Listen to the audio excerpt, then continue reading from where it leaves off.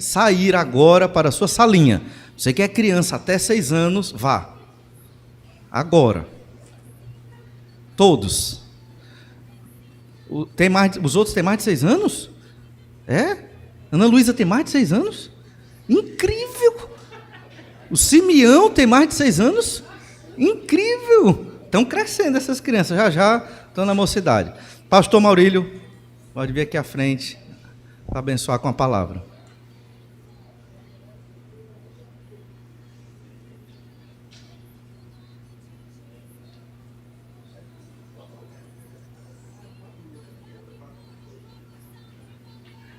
Boa noite. A primeira igreja que eu pastoreei foi a Igreja Batista Vacaria, ainda no seminário, né? E é uma igreja muito maravilhosa também. Estive lá com os irmãos, um período agora da vinda, e pude matar um pouco da saudade desses irmãos, né? E as minhas também. Sou casado com Diana Veloso. Ela não pôde vir, mandou um abraço para todos os irmãos. Ela está trabalhando, e é um trabalho novo. Ela é farmacêutica e não pôde realmente chegar, tá? A gente, então, é casado há 7 anos e é uma bênção, é a minha melhor parte, tá? Então é um prazer ter esse momento aqui com os irmãos também, poder fazer parte dessa festa. Para mim é uma honra, me sinto muito privilegiado, como cantamos aqui, né? É mais do que privilégio, é mesmo, é uma honra servir a Deus e estar aqui participando dessa festa com os irmãos, tá? O pastor Valnei é um exemplo para mim, né? Chegou no seminário já, alguns anos-luz à nossa frente, muito disciplinado, a gente muito menino. Fomos ao seminário com 18 anos, mas ele, mesmo sendo da mesma idade, parecia um irmão mais velho, né? Bem mais velho, no sentido de maturidade, tá? Então é um privilégio e os irmãos estão de parabéns, tá, em tê-lo como pastor. Eu conheci também o Bruno, né, que é o pastor de jovem. Não pude falar com o Jaime Júnior, tá, mas conheci o seu pai e sua querida mãe lá em Manaus, tá, e foi um prazer também, tá, pastor? Muito bem, falando com o pastor Valnei, ele me passou, a gente conversou sobre o tema as prioridades da igreja nos últimos dias, tá? E a gente está vivendo os últimos dias, né? A gente está vivendo os últimos dias. Nós lemos em Hebreus: havendo Deus outrora falado muitas vezes e de muitas maneiras aos pais pelos profetas, nestes últimos dias nos falou por seu Filho. Então, os últimos dias começaram com a vinda de Cristo aqui à Terra, tá? Encarnado. A gente pode dividir, então, a história da humanidade, né, por assim dizer, período da promessa, cumprimento, e os últimos dias começaram o tempo do cumprimento das promessas do nosso Senhor, por assim dizer, quando Cristo se encarnou, começando ali a era messiânica, o cumprimento da promessa lá de Gênesis 3,15, a promessa da salvação. Mas esses últimos dias, eles têm chegado ao fim, tá? E Paulo fala sobre esses últimos dias na sua carta a Timóteo, 2 Timóteo, capítulo 3 e 4. Nesse momento de conferência, nós iremos meditar nesses 2 capítulos, tá? Temos 4 momentos para isso, né? E veremos então, vamos nos deter nesses capítulos. Poderíamos usar outros textos, mas aí os pastores farão com os irmãos, tá? O tempo é curto. E a gente quer se deter mais nesses 2 versículos, tá? 2 Timóteo, capítulo 3. Hoje a gente vai pensar, então, eu não sei se está passando aqui, aponto para lá. Passou a primeira? O primeiro não. Pode passar, por gentileza, então? Aí. Eu queria pensar nessa ideia com os irmãos, tá? Ou a igreja atenta para as suas prioridades no mundo, ou será engolida por ele. O mundo jaz no maligno, e a igreja ministra no mundo e ao mundo, que jaz no maligno. E como fazer isso? Ela precisa atentar-se às suas prioridades. Ou ela fará isso, ou o mundo vencerá, ou ela será engolida pelo mundo. E aí você pode pensar o seguinte: como a igreja atenta para as suas prioridades no mundo, tá? A fim de não ser engolida por ele. Veremos então 4 maneiras nesse tempo de conferências, tá? Cada dia veremos uma maneira, pensando no texto de Timóteo. Vamos ler o texto? A minha versão é um pouquinho diferente dos irmãos, eu penso. Eu estou lendo aqui a NVT e não sei qual a versão dos irmãos, se é corrigida, atualizada. Se mudar alguma palavra, tá? Não fique preocupado, o significado, o sentido é o mesmo, tá bom? Então, leamos. Sabe, porém, isto, que nos últimos dias haverá tempos difíceis, muito difíceis, porque as pessoas só amarão a si mesmas e ao dinheiro. Serão arrogantes e orgulhosas, zombarão de Deus, desobedecerão a seus pais e serão ingratas e profanas. Versículo 3. Não terão afeição, nem perdoarão, caluniarão outros e não terão autocontrole. Serão cruéis e odiarão o que é bom. Trairão os amigos, serão imprudentes e cheias de si e amarão os prazeres em vez de amar a Deus. Serão religiosas apenas na aparência, mas rejeitarão o poder capaz de lhes dar a verdadeira devoção. Fique longe de gente assim. Entre tais pessoas, há aqueles que se infiltram na casa alheia e conquistam a confiança de muitas mulheres vulneráveis, carregadas de pecados e controladas por todo tipo de desejo. Mulheres que estão sempre em busca de novos ensinos, mas jamais conseguem entender a verdade. Esses mestres se opõem à verdade, como Janes e Jambres se opuseram a Moisés. Tem a mente depravada e sua fé não é autêntica. Contudo, não irão muito longe. Um dia, alguém verá como são insensatos, como aconteceu com Janes e Jambres. Mas você sabe muito bem o que eu ensino, como vivo e qual é o meu propósito de vida. Conhece minha fé, minha paciência, meu amor e minha perseverança. Sabe quanta perseguição e quanto sofrimento suportei e o que me aconteceu em Antioquia, Icônio e Listra. O Senhor, porém, me livrou de tudo isso. Sim, e todos que desejam ter uma vida de devoção em Cristo Jesus sofrerão perseguições. Mas os perversos e os impostores irão de mal a pior, enganando os outros, e eles próprios serão enganados. Vamos orar? Querido Deus, obrigado por esse momento tão alegre de poder meditar na Tua Palavra com Teu povo, povo de Deus. Irmãos queridos e amados, que alguns eu já conhecia e estou tendo o privilégio de rever, outros vendo pela primeira vez, e parece que a gente já se conhece há tanto tempo, Deus, como vai ser bom na eternidade com o Senhor e com todos esses irmãos amados. Mas agora, aqui, neste momento, nós te pedimos que o Senhor nos ajude na compreensão da Tua Palavra e que esta compreensão opere a mudança desejada em nosso caráter, em nosso coração, a fim de que o Senhor seja glorificado. É o que nós te oramos em nome de Cristo. Amém.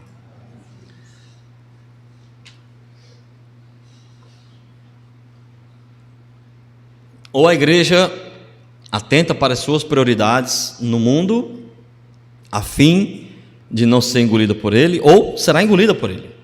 A pergunta é como fazer? Esse livro, que é a segunda carta de Paulo a Timóteo, é um livro bastante interessante porque é uma das últimas cartas de Paulo. Ele que já havia, então, ministrado em muitas igrejas, tinha escrito algumas cartas a algumas igrejas e pessoas. Agora ele está preso em Roma. Na época, o imperador de Roma era Nero, um dos piores imperadores, mais cruéis que Roma já teve.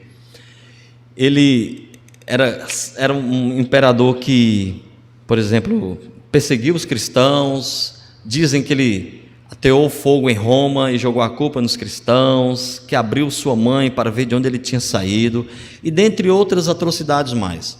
É claro, ele não era o único imperador que fazia algumas atrocidades assim. lembremos que os imperadores, eles eram ditadores, eles tinham todo o poder em suas mãos, e na grande maioria não tinha nenhum compromisso com Deus.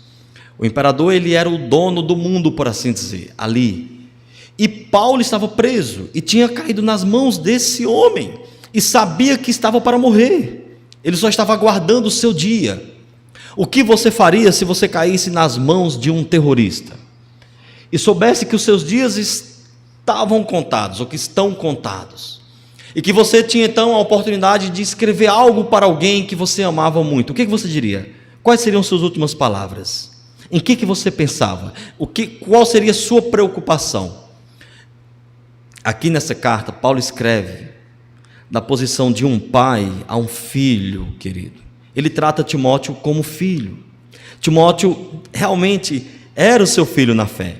Era pastor, era jovem, estava pastoreando possivelmente a igreja de Éfeso nesse momento, mas havia uma relação muito afetiva, muito íntima entre Paulo e Timóteo. E Paulo queria alertar Timóteo de algumas coisas. Ainda que estivesse preso, ainda que soubesse que o seu martírio e morte estava à frente. E o que Paulo vai alertar? Paulo vai alertar Timóteo quanto às suas prioridades, vai alertar Timóteo sobre quais as prioridades da igreja nos últimos dias.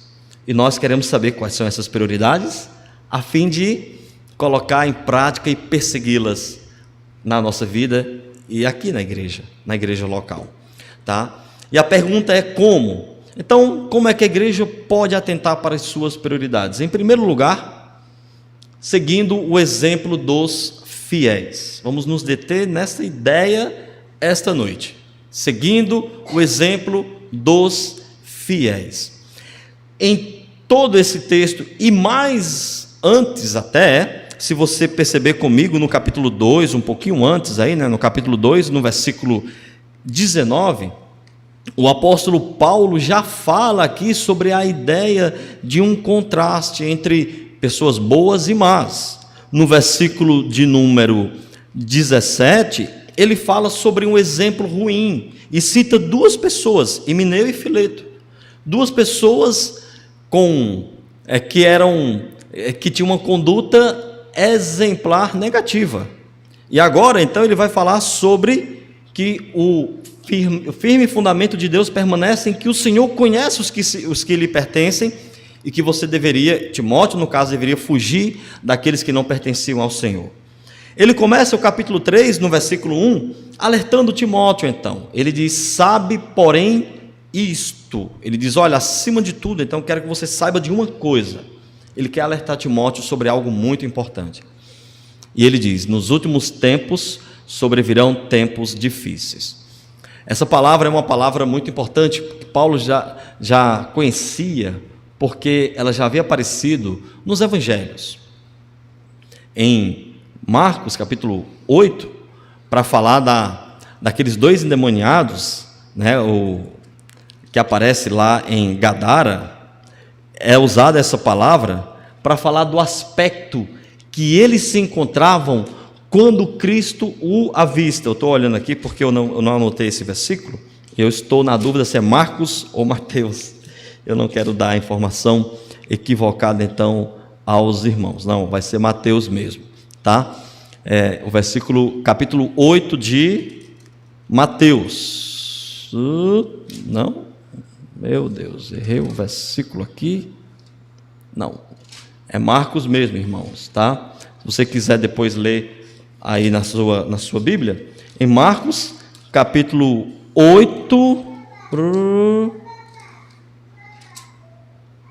Não, me perdoe, o versículo me sumiu aqui das mãos, tá?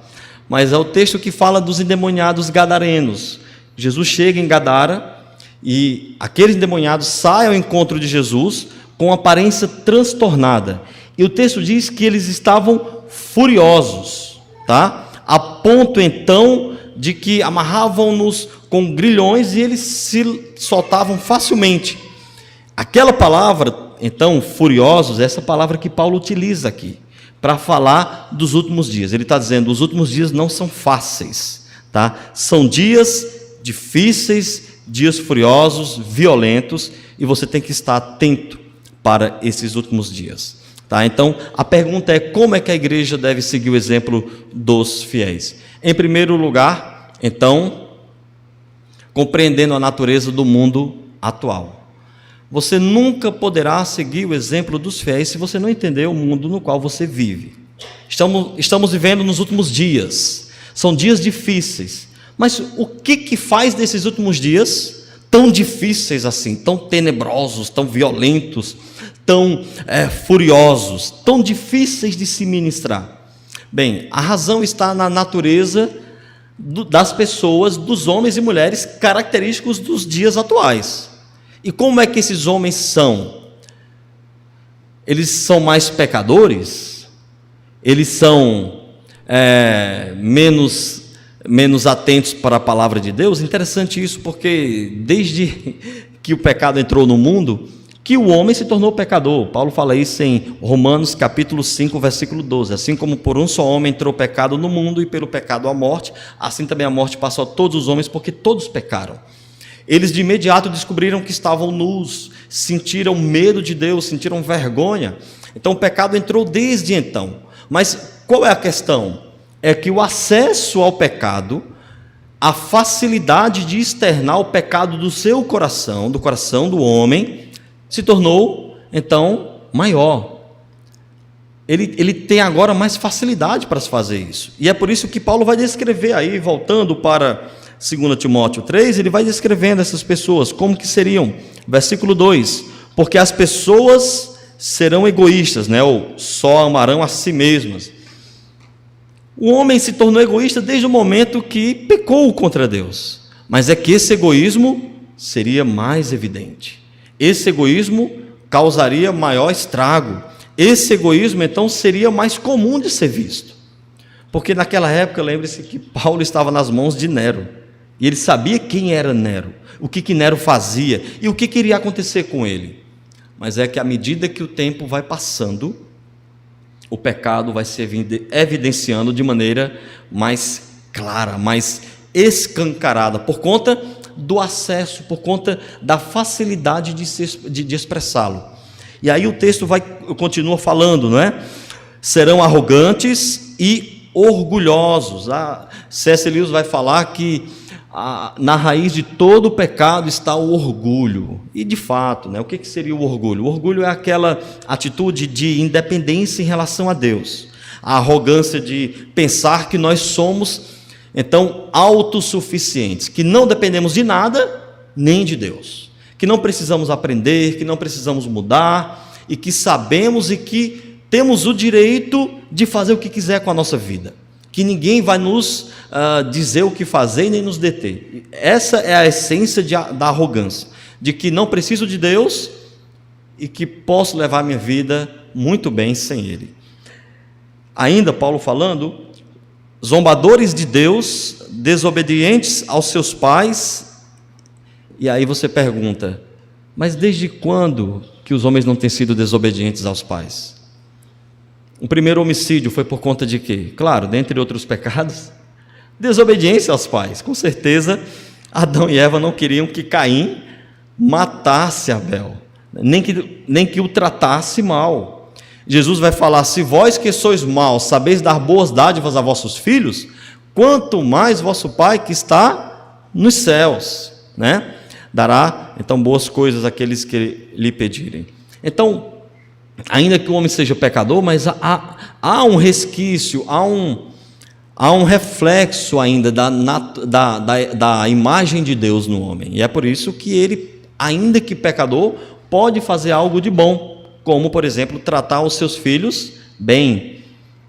Mas, à medida que o tempo iria passando, ou que fosse passando, essa desobediência aos pais iria se acentuando. E a gente vê isso, com muito mais frequência. Inclusive, filhos assassinando seus pais. A gente vê isso com mais frequência.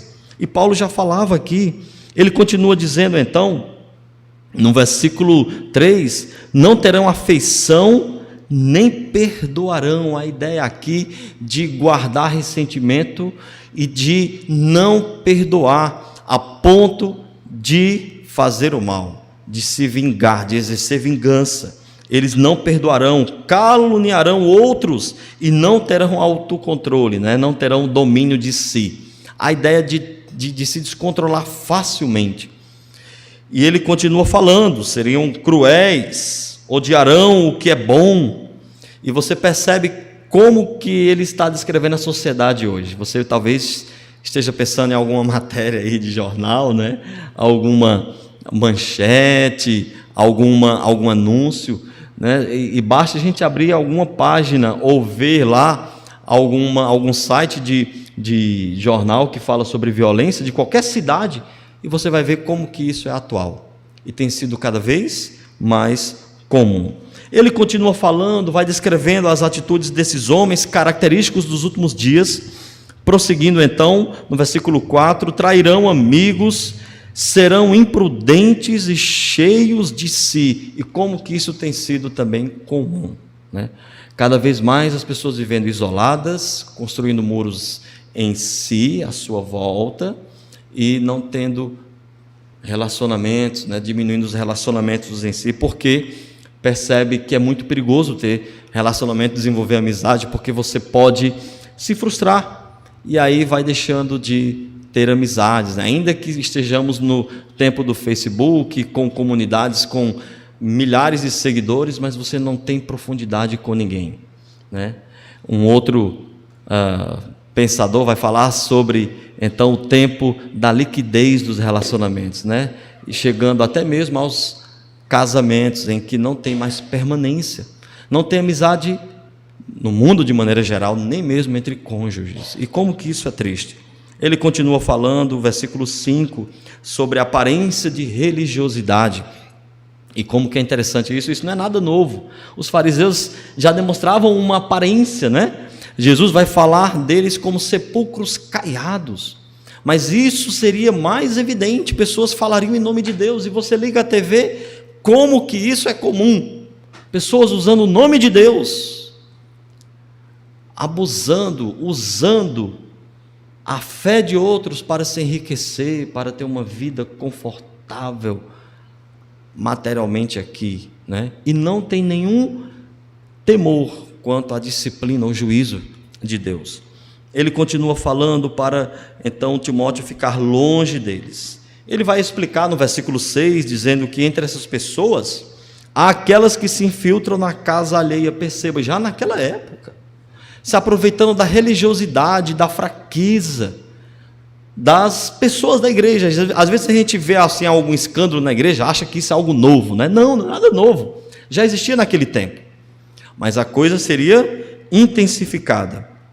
Vai falar então sobre mulherinhas que são carregadas por esses mestres, que estão sempre aprendendo. Essas mulherinhas estão sempre aprendendo, mas nunca chegam ao conhecimento de fato da verdade. Elas param em um conhecimento superficial, apenas a apreensão de informações, né? Entra num ouvido e sai no outro. Em alguns casos a informação nem fica, né? Elas simplesmente ouvem, mas não internalizam aquele ensino. O conteúdo, o ensino não vem ao coração e não produz mudança.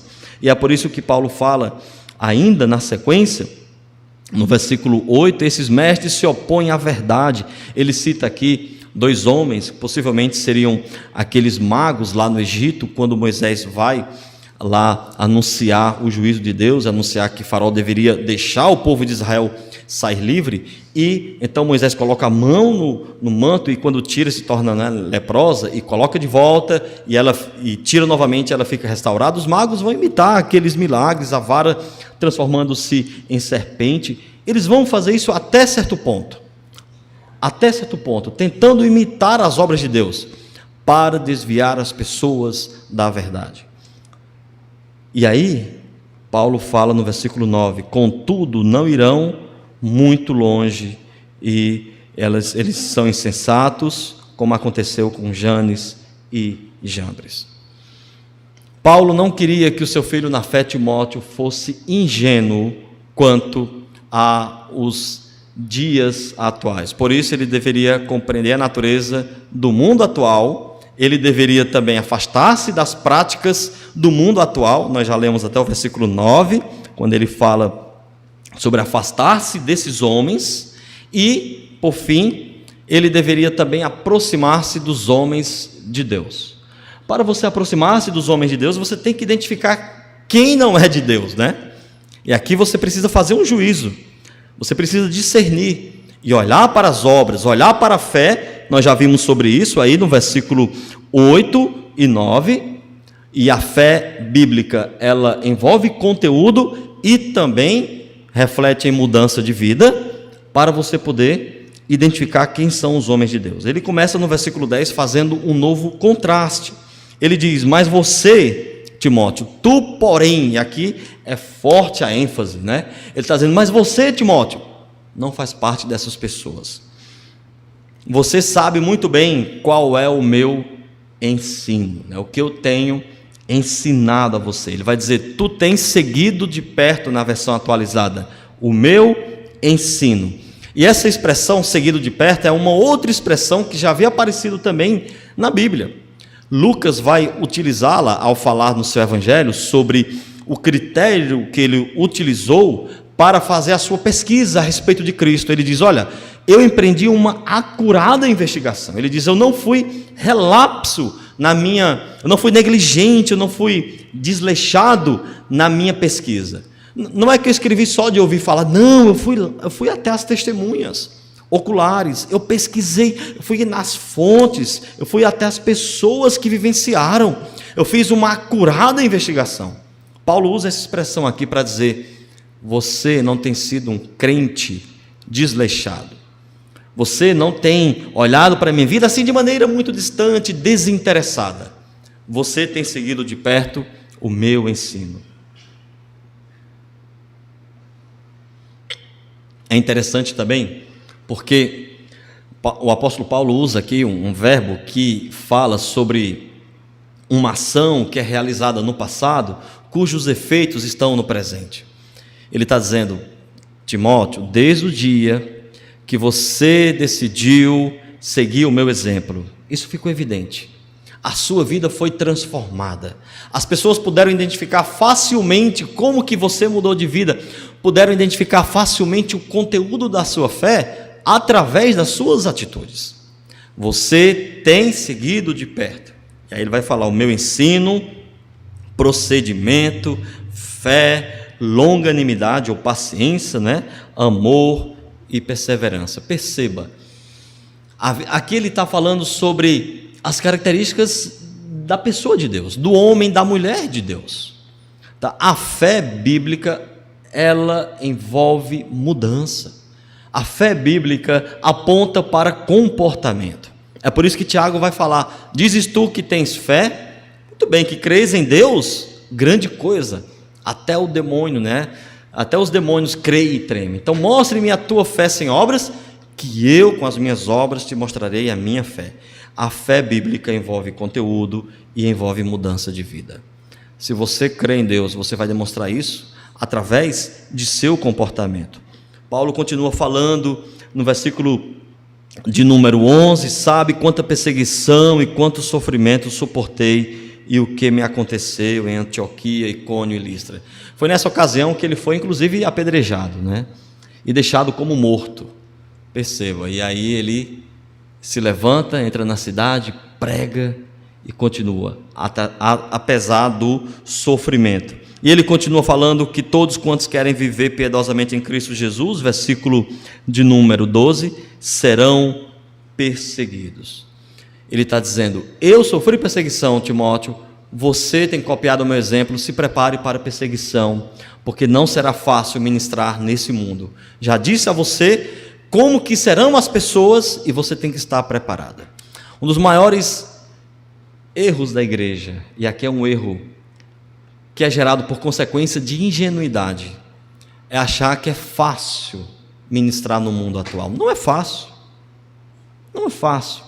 E às vezes a gente fica se lamentando, fica triste, fica chorando porque falou para alguém, a pessoa não deu importância. Meu irmão, isso é o de menos. Isso é a menor das perseguições, por assim dizer, a rejeição, que nem chega mesmo a ser perseguição. O apóstolo Paulo não queria que o seu filho na fé, Timóteo, fosse ingênuo, que fosse despreparado. queria prepará-lo quanto ao ministério que ele deveria ministrar ou desenvolver nos últimos dias. Ele conclui falando no versículo 13: mas os perversos e os impostores irão de mal a pior, enganando e sendo enganados. Você não deve ser enganado, Timóteo. Você deve saber muito bem como ministrar nos últimos dias. Os perversos e impostores, estes sim serão enganados. Eles enganam uns aos outros e continuarão sendo enganados, porque eles acham que o sentido da vida está nisso, está em viver longe de Deus, com sua arrogância, com sua pretensão, com seu orgulho insensato, com a sua atitude de autossuficiência. Mas você, Timóteo, precisa saber como serão os últimos dias. Meus queridos, vamos pensar em algumas aplicações para as nossas vidas, tá? A primeira delas, então, é que a igreja não pode confundir santidade com ingenuidade. Não pode confundir, não tem nada a ver uma coisa com a outra. Aliás, tem a ver, no sentido de que santidade envolve você livrar-se da ingenuidade. Porque a ingenuidade é fruto de ignorância. O profeta Oséias vai falar, Oséias 4:6, meu povo perece porque lhe falta conhecimento. Jesus diz em Mateus 22:39, examinai as escrituras, errais porque não compreendeis as escrituras, nem o poder de Deus. Onde que reside, onde está todo o nosso erro? Começa no engano, na ignorância, em não conhecermos a palavra de Deus, não conhecermos o plano de Deus para as nossas vidas e nem sabermos o mundo no qual nós ministramos. Então, santidade envolve sim conhecimento sobre a realidade, sobre a verdade de Deus, sobre nossas vidas, sobre o que é o mundo.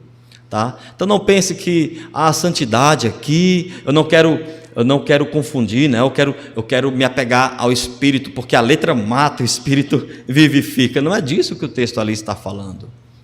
A gente sabe muito bem, né, que tem gente que diz, não quero saber de doutrina, né? Eu quero saber de amor, de sentir. Mas não há amor bíblico sem doutrina. Amor bíblico é fruto de doutrina. Tá? Os nossos sentimentos, eles são deturpados, eles são corrigidos, são direcionados à luz da palavra de Deus, quando direcionados, guiados pela palavra de Deus. Então não confunda santidade com ingenuidade. E para que você seja santo, você precisa realmente conhecer cada vez mais a Deus e sua palavra e entender o mundo no qual você ministra. Mas ainda há uma segunda aplicação do que nós aprendemos aqui nessa noite. É que a igreja precisa ser diferente do mundo.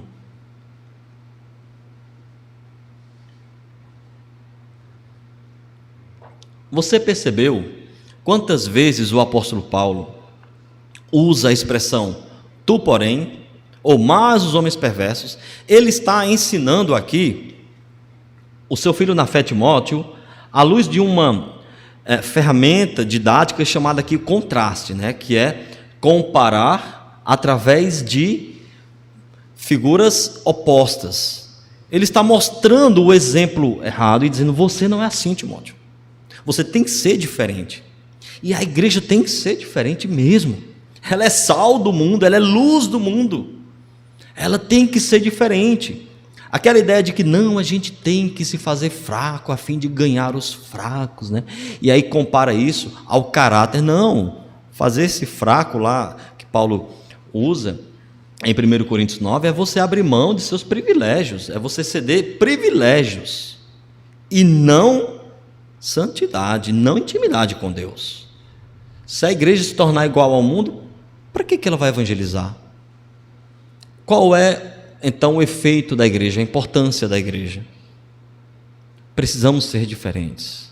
A partir do momento que as pessoas não virem diferença entre a igreja e o mundo, ela deixou suas prioridades de lado. Ela abriu mão de sua prioridade maior, que é de defender a verdade, que Paulo vai usar aqui nesse livro, né? Que a igreja é coluna e baluarte da verdade. Tá? Ela tem que defender a verdade, ela tem que embelezar a verdade, ela tem que agarrar-se à verdade e mostrar essa verdade ao mundo. O mundo precisa mudar. O homem sem Deus está perdido. O homem precisa arrepender-se dos seus pecados e voltar-se a Deus. a igreja tem que ser diferente do mundo. Se a sua vida não tem sido diferente da vida do incrédulo, daquele irregenerado, daquele que não conhece a Deus, há alguma coisa de errado na sua vida. Tá? A gente não tem que ser antipático, a gente não tem que ser arrogante, não tem que ser cruel, egoísta, não é diferente assim. Mas nós precisamos realmente nos aproximar do mundo para pregar, mas mostrando a diferença entre igreja e mundo. E por fim, a igreja precisa valorizar os fiéis e seguir seus exemplos. Meus queridos, se você for procurar um mau exemplo aqui dentro da igreja, eu não conheço aqui a igreja, mas eu acredito que você não vai ter muito trabalho para encontrar um exemplo negativo, tá? Eu acredito, porque estou partindo do pressuposto de que todos são pecadores, ainda que santos, né? Espero que seja. E em toda igreja você vai encontrar pessoas falhas. Nós somos falhos, tá? Você vai encontrar pessoas que, apesar de falhas, não querem se arrepender dos seus pecados. Aí já é um outro extremo, né? E aí você vai encontrar muita gente dizendo: eu saí daquela igreja por causa de fulano, cicrano, beltrano, fez isso comigo, aquilo e tal, né? Eu espero que aqui não tenha ninguém assim, mas se houver, você vai encontrar pessoas assim em todas as igrejas, pessoas que dão motivo para que você saia. Mas o ponto é, você tem olhado também para os bons exemplos? Será que nessa igreja aqui não há exemplos dignos a serem seguidos? Acredito que sim. Acredito que sim. Paulo diz: você tem seguido de perto o meu exemplo, Timóteo. Foi lido no início, né? Aquilo que ouviste através de muitas testemunhas, isso também transmite a homens fiéis e idôneos, para que também possa transmitir a outros. Precisamos identificar os bons exemplos, precisamos valorizá-los, precisamos seguir os seus passos, precisamos aprender com eles. Aprender não apenas os seus ensinos verbais, o que eles falam, mas também através de sua vida, de suas vidas, sua conduta. Melhor, precisamos nos constituir de modelo para outras gerações. Essa igreja está comemorando 59 anos, né? Imagina se os primeiros crentes, foi mencionada aqui uma irmã que conhece, lembra do início, né, como que era. Imagina se esses primeiros crentes não tivessem dado bons exemplos. Essa igreja estaria aqui? Provavelmente não. Se você não der bom exemplo, se você não for um bom exemplo também, se Cristo não voltar logo, talvez essa igreja seja removida, né? Tenha o seu candeeiro removido, porque ela pode não servir mais à sua função de sal e luz, de coluna e baluarte da verdade. Precisamos seguir os bons exemplos e precisamos nos constituir de bons exemplos para a futura ou futuras gerações. Eu queria encerrar pensando então sobre isso em um exemplo que eu ouvi, uma história em um livro lá que a gente leu no seminário, Charles Swindoll, Firme Seus Valores, tá? E a história, baseada em uma situação real, conta o seguinte, de que tinha uma irmã que era muito fervorosa na igreja, mas o seu filho não estava, muito, muito fiel nos caminhos do Senhor. E ela sempre ia para a igreja, levava o filho, e não via mudança, né? Apesar de toda luta. Em um determinado dia, então, aquela irmã não pôde ir para a igreja, ela adoeceu. E o seu filho foi. Na ocasião, uma missionária estava vindo à igreja prestar um relatório missionário. E ela queria desafiar os irmãos à confiança no Senhor. E falando: meus irmãos, confiem no Senhor, né? Entreguem suas vidas a Ele e Ele vai fazer a vontade dEle. Pode não ser o que você espera, mas você será feliz se entregando ao Senhor, entregando seus caminhos ao Senhor. Aí disse: olha, vou contar aqui a minha história para vocês, né? E aí então diz: eu me casei com 36 anos, né? E todos os dias eu pegava então uma calça, colocava na cabeceira da cama e orava ao Senhor: Senhor, dá-me um homem que entre nessas calças, né? Ela diz: eu me casei com 36 anos e olha para mim, já tenho 4 filhos. Deus é muito bom, nem sempre Ele atende o que a gente quer, mas confiar nele é maravilhoso, né? E aí aquela irmã perdeu o testemunho da missionária, até que na semana seguinte ela liga para o pastor: pastor, eu queria falar com o senhor, né? E o pastor, pensando que seria alguma coisa relacionada à sua enfermidade, né? Ele disse: pô, não, irmã, quer que eu vá? E ela disse: não, pastor, pode ser por telefone mesmo. Eu estou muito preocupado com meu filho. E aí ele disse: e o que aconteceu com seu filho, irmã? Conte-me, o que foi? Pastor, eu estou muito preocupada. Desde aquele dia que eu não fui, domingo que eu não fui para o culto, na segunda-feira eu já vi uma mudança muito grande que me deixou perturbada. Pastor, só o senhor pode me ajudar com meu filho. E aí o pastor: irmã, conte que eu já estou... Ela disse: pastor, é que desde a segunda-feira, hoje já está no final da semana, eu vou limpar a casa. Quando chego no quarto dele, eu encontro uma saia na cabeceira da cama. Não sei o que faço, pastor. Meus queridos, a importância de bons exemplos. Pastor nenhum dirige igreja sozinho. A gente pode se preparar, pode orar, ler a Bíblia, tem que ler, tem que estudar. Mas se você não der bom exemplo a seus filhos, se você não for um crente de bom exemplo, a palavra pode não fazer tanto efeito quanto poderia se tivesse um exemplo para materializar o que foi pregado. Que Deus nos ajude para que esta igreja, esta geração aqui, seja uma geração de crentes fiéis, crentes tementes a Deus, que possa influenciar a próxima geração nos caminhos do Senhor. Vamos orar. Querido Deus, nós te agradecemos por tua palavra. Te louvamos pelos vários exemplos que temos de homens e mulheres fiéis, que deixaram marcas, que marcaram gerações, que marcaram vidas, ó Deus, e que mostraram como a tua palavra pode ser vivida através de suas próprias vidas, e assim tem influenciado tanta gente através dos séculos. As suas vidas têm ecoado, ó Deus, o seu testemunho de vida tem reverberado pelas gerações. Pedimos pelos irmãos aqui desta igreja, pedimos por nós, para que o Senhor nos ajude a que venhamos observar os bons exemplos e seguir os seus passos.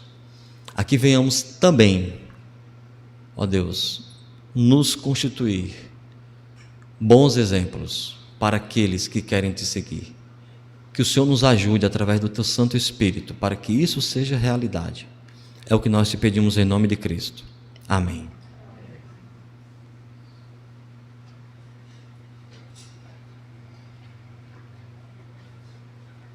Hoje, primeiro dia da nossa conferência, amanhã será às 19 horas da noite, segundo dia. Vamos continuar meditando, certamente seremos ricamente desafiados.